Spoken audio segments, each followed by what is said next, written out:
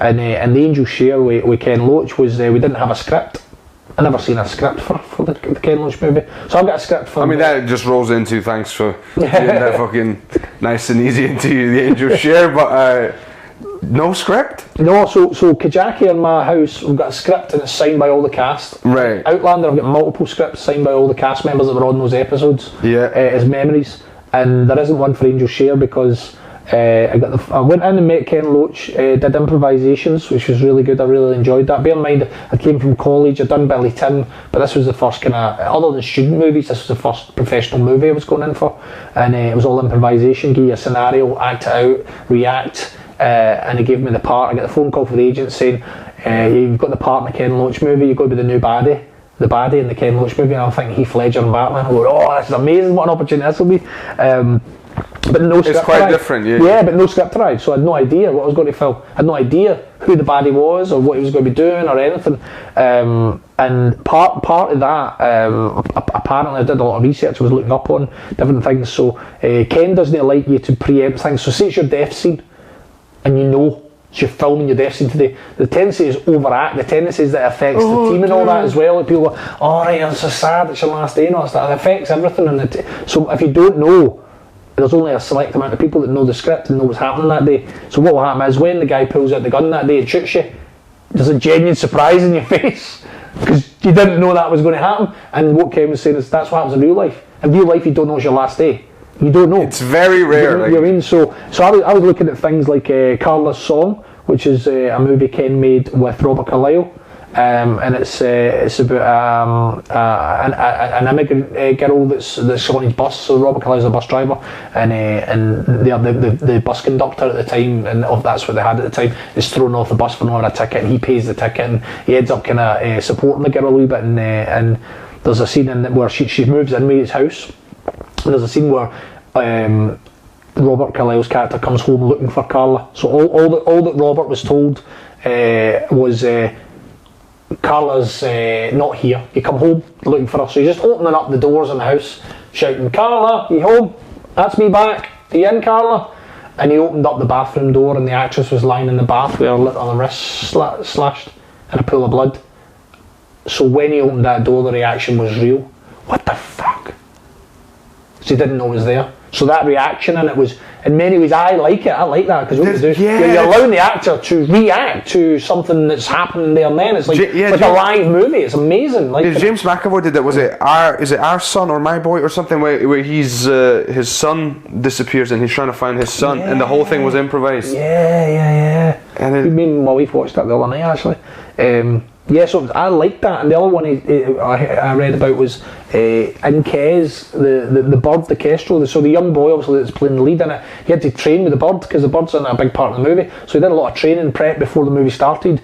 But when there's a scene where the boy comes in and he's looking for the bird, and his big brother's done something, the bird says, "What have you done with it? What have you done with it?" And he says, "Check the bin." And the wee boy went out and opened up the bin, and the bird was in the bin dead. They didn't tell the wee boy that it wasn't the real bird that he trained with. So when that wee boy opened up that bin, he thought it was the bird he'd been training with for months that was dead. So the reaction was real, of he's upset was real, and they got it on camera. Right, which is, so other people say that's cruel, it's a trick, like that. I like the idea that so I had it when I was on Angel Share. Ken did a wee bit of that with me. So I was told to go for a sunbed. Oh, okay, because I actually watched that scene. So I was asked, so they said we go for a sunbed. I was like, okay. I went for a sunbed and I sent a picture, and they said, "Christ, how many sunbeds did you go for?" I said, "I only went for one. I went for 9 minutes." They said, "Don't go for another one, Christ, you know." And looking like you just came back from Spain. Yeah. So I was like, okay, so that's all I knew, and I thought, right, sunbed. Why didn't they ask me to go for a sunbed? This is interesting. Then I arrived on set that day, and we were filming down in Parkhead, just round the Parkhead Forge. And it was a sunbed shop, and I thought, a sunbed shop, somebody's getting naked. I thought, somebody's getting naked if it's a sunbed shop, and I'm the one that's been for a sunbed, so there's a good chance it might be me. So I went in, and you're getting kind of prepped and stuff like that, and he says you're in the sunbed, and I went, all right. And in my head I'm thinking, right, so no clothes. I had not had any time to mentally prepare for a scene with no clothes on, and like, okay. And he said the girl says that they issue these standard paper pants to people to go into it. Now, bear in mind what I just said, I was thinking Heath Ledger, Batman. I'm playing in Glasgow, in a Glaswegian story. I'm playing a Glasgow hard man. In a private room, why would they wear paper pants? Right? What my pals are going to watch this and go, why are you wearing paper pants in a room that you lock the door? It's like, get into the toilet, it's a private room. There's no reason to put the pants on and obey the rules that you should wear pants. I'd be wanting a full tan if I was the Glasgow hard man. So I was like, I said, I don't think you would wear the pants though. And Ken said, so it's a nude scene.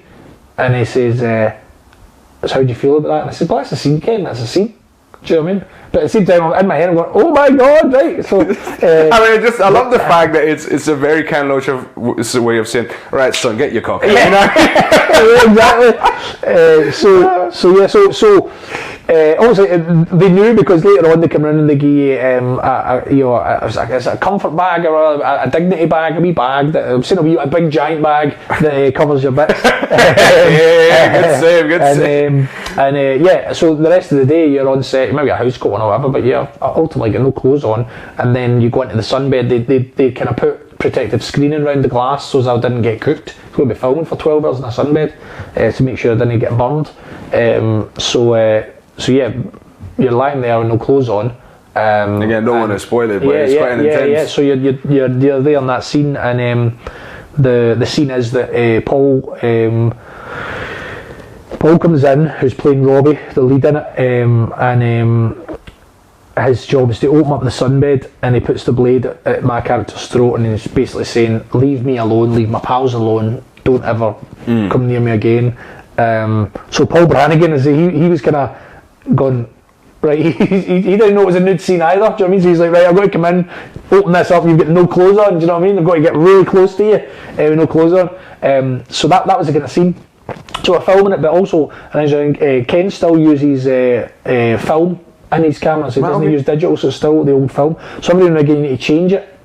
So there's times where you're kind of there working away, and then it's like, cut, I'm going to re-change this, just relax for a bit, Scott. I'm like, oh yeah, great, I just relax for a bit. You're the one sitting with your bits it, do you know what I mean? Like, can I just, and they're eating biscuits, just relax a bit, Scott. I'm like, you're eating biscuits and I'm working here. So yeah, we do the scene, we film it, and we go to the movie premiere, and so I'm watching, so I prepped my mum and my granny, by the way, there's a nude scene in it, just so you know. Nothing they haven't seen. Yeah, so watching the movie, and it's not in the movie, and I'm like, how's it not in the movie?